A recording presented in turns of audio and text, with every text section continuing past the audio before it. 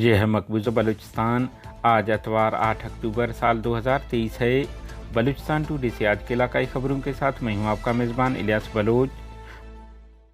Would شاہراہ پر death squad اور قبائلیوں کی فائرنگ، ایک اور مسافر ہلاک، متعدد زخمی۔ بلوچ وائس فار جسٹس نے 23 اکتوبر کو 10 سال سے لاپتہ سفر علی کی بازیابی کے لیے سوشل میڈیا کیمپین چلانے کا اعلان کر دیا۔ بلوچستان میں کینسر کا مرض بے قابو، 2 افراد ہلاک۔ ضلع پنجگور کی تحصیل گچ کے 17 اسکول بند، بچے تعلیم سے محروم، محکمہ سماجی بہبود BNM کی رپورٹ۔ کوئٹہ فائرنگ سے نوجوان ہلاک جبکہ دکی میں ایک زخمی ہوا۔ وڈ میں ڈیتھ اسکواڈ شفیق گروہ اور مینگل قبائل کے ذیلی شاخ شاہی زئی کے مابین جنگ تشویشناک صورتحال اختیار کر چکا ہے۔ وڈ میں گزشتہ تقریباً 3 ماہ سے جاری کشیدگی دوران کراچی کوئٹہ شاہراہ پر گزرنے والی عام مسافروں کو نشانہ بنایا جا رہا ہے، جس سے اب تک 3 افراد ہلاک اور کئی زخمی ہوئے ہیں۔ ہفتے کے دوپہر مقامی ہوٹل کے قریب ایک ٹرک کو نشانہ بنایا گیا جس میں گولیاں لگنے سے واحد بخش ولد اعتبار علی سکنہ حیدرآباد سندھ موقع پر ہلاک ہو گیا۔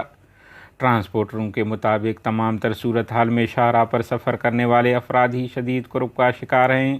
مسافر اور عوام شدید مایوسی میں ہیں کیونکہ حکومت کی جانب سے کوئی قدم نہیں اٹھایا جا رہا ہے، جس کے باعث لوگ سفر کرنے سے قاصر ہیں۔ دوسری جانب بلوچستان نیشنل پارٹی کا الزام ہے کہ ڈیتھ اسکواڈ کو حکومت کی سرپرستی حاصل ہے، جس کی تصدیق نگراں وزیر سرفراز بگٹی کے بیان سے آیا ہے، جس میں ڈیتھ اسکواڈ کے سرغنہ اور ہزاروں افراد کو جبری لاپتہ اور ہلاک کرنے والے شفیق کو اچھے ہونے کا سرٹیفکیٹ میڈیا پر بانٹ رہے ہیں اور ان کی حوصلہ افزائی کر رہے ہیں۔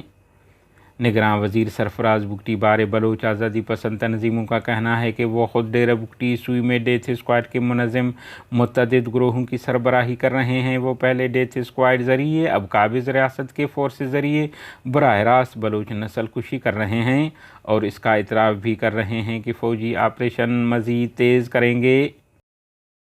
Quetta Baloch voice for justice کے ترجمان کے مطابق تنظیم جبری لاپتہ سفر علی ولد قادر بخش کی جبری گمشدگی کو 10 سال مکمل ہونے پر 23 اکتوبر 2023 کو ایکس پر ایک مہم #ریلیز سفر علی چلائے گی۔ بیان میں کہا گیا ہے کہ آوران کے رہائشی نوجوان سفر علی کو 23 اکتوبر 2013 کو بلوچستان کے صنعتی شرحب چوکی سے لاپتہ کیا گیا تھا۔ سفر علی کی جبری گمشدگی کو 10 سال مکمل ہو رہے ہیں، وہ اب تک لاپتہ ہیں۔ کوئٹہ کے علاقہ علمدار روڈ سعید آباد میں گولی لگنے سے ایک شخص ہلاک ہو گیا۔ ہلاک نوجوان کی شناخت 18 سالہ محمد رضا ولد حسن علی ہزارہ کے نام سے ہوا ہے۔ علاوہ ازیں دکی کے علاقہ زمان روڈ پر نامعلوم مسلح افراد کی فائرنگ سے محمد نبی ولد عبدالحکیم قوم سلیمان خیل نامی شخص زخمی ہو گیا۔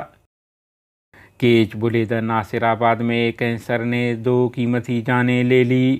کئی قیمتی جانیں کینسر ہسپتال اور حکومتی امداد نہ ملنے کی وجہ سے ہم سے جدا ہو رہے ہیں۔